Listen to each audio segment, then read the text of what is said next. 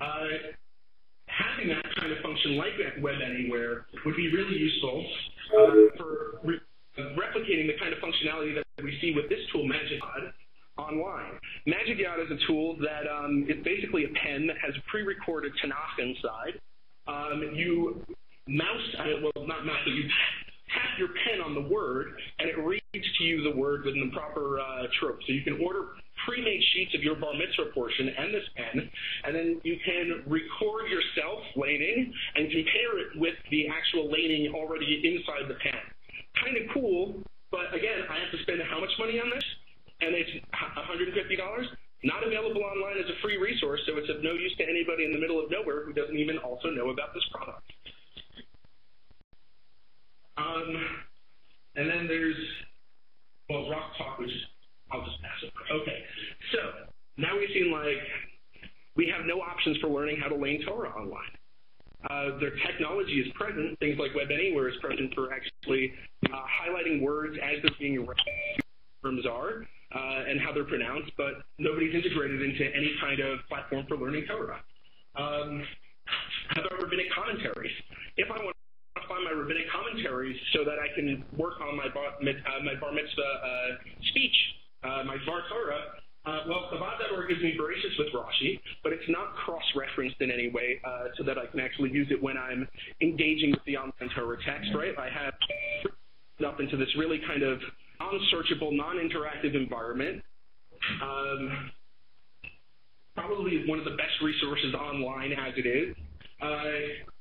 I could buy a CD-ROM from DACA, which will cost me how much for the rabbinic commentary? Let's see.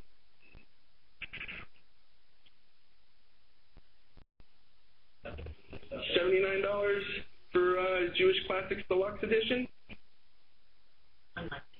Cost prohibitive. Bar-O-Lon project. Let's say I wanted to order the Bar-O-Lon CD. Oh no, I'm sorry, I want to do the online responsive project to get the online version. Well, aside from the fact that it's only in Hebrew and totally useless to American Jews, therefore, it costs for license to use for the year $265. $330 for the full database. Right, so Spurtis is my next one, right? So I can go to Spurtis, pay $30 for the year. Again, all the software is in Hebrew. It's completely useless to anybody who isn't a Jewish educator or has a master's in Hebrew arts and letters, but great for everybody who does, right? Totally useless to people who are just trying to learn Torah like me, learning how to do my Dvar Torah for my bar mitzvah portion.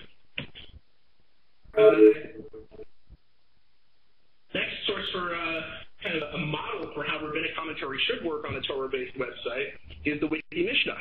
Again, people inputting this themselves by hand for no money on their own time, completely unfinished, and it's the only one that's actually really interactive in a meaningful way in terms of providing cross-referencing. Oh, what's Teruma? Oh, that's what Teruma is. Oh, is there a whole article about Teruma? Oh, great. Now I'm learning what this actually means. And, you know, again, none of our currently available Torah learning software online provides that kind of functionality. Resources of a very large organization in one period of time. That's the problem. I'm going to prove you wrong in a little bit. Searching for resources. If I'm searching for free materials online, my best option is this thing, which isn't so great. These are all predefined Google searches on Nechon Mamre's database, which they don't even offer on their own website. So if I want to look up something in the Bavli or look up something in a Hebrew dictionary, these are all just feeding me to these other websites that I showed you. It doesn't exist, so this guy built a hacked version of it for himself because there's no resource. What if I want to take notes for learning? So my friend developed a great app called ShiftSpace that lets you add highlights and annotation to any different web page that you're looking at. And you can share those highlights and annotations with other people who have this browser toolbar called ShiftSpace installed. And to give you a visualization of what this could look like when actually implemented, so here's my my text of the parsha, and I can highlight something, and I can take notes or Castano it. I'm using a third-party app here in order to, do this, and it's not in some overall suite that includes my concordance, my dictionary definitions, my audio, all the tools that I actually need for learning my Torah courses. They're not integrated.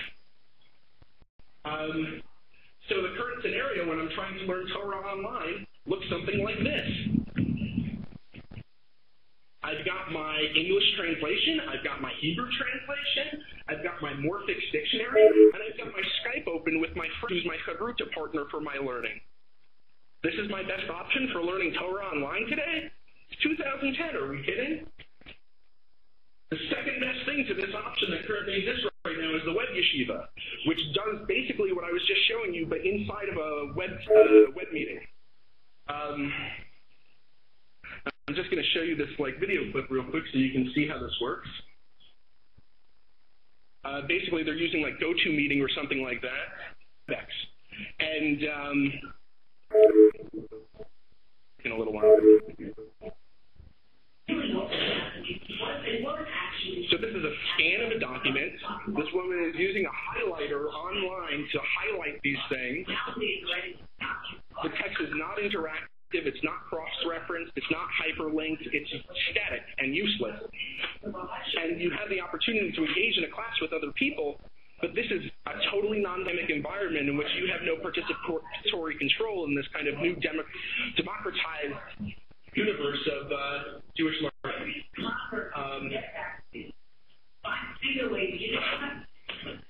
Okay. So, how are we going to fix this? How is this going to change? How is this dynamic that we have that exists now? I got 2 minutes. I'm going to do it quick. How are we going to change this dynamic? The dynamic is going to be changed by new web technologies that are rolling out right now that are changing the way all of this stuff works and creates more opportunities to build this software in more inexpensive ways and providing universal access across platforms, whether it be a mobile device, a Windows box, a Macintosh, whatever you're trying to access it on. You build it once, it works everywhere the same way, and it's compliant with all different kinds of web standards. What's going to help this particularly from the get-go is the use of XML to encode the text of the Tanakh. I don't know if any of you knows what XML is, but the way that most of these websites that I've showed you so far work is that they just copy and paste the text of the Tanakh into a document, and that's it. And there's no interactivity, there's no hyperlinking, there's no way to manipulate and interact with that text in a helpful manner. So this theological seminary, this Christian theological seminary, they took the whole Tanakh and they encoded it in XML, and they've actually made it completely available for free. Christians beat us to actually developing the text as we actually need it for the implementation of modern-day software application. Thank you. And we need to do that not just for the Tanakh, but we need to do it for all our rabbinic texts. Tanakh.us is the platform that this open source Tanakh was launched on. And you can see, I can go to Genesis, I can go to verse 1, chapter 1, verse 1, show Genesis 1:1, and there it is, right? And now if I go to view the source code, okay, there we go. All right. Pardon? All right, there you go. It doesn't look so great in this browser right now, but basically what you can see here is that every single word of the Tanakh has been branched out into its own encoding so that you can manipulate and work with every word in all of its variations, whether just with its vowels or its trope, and do really interesting stuff with it. So another guy took the work that this person did, an individual launched a site called Tanakh ML, and what he was able to do with it was provide all sorts of interesting new functionality. Again, this isn't displaying right, the fonts for some reason, another issue that needs to be worked on. But I can turn on or off pointillation. I can turn on or off the accents. I can, so I can manipulate this text now and use it in any variety of ways and accomplish some really interesting effects. So I'm going to skip ahead because I know I'm running out of time.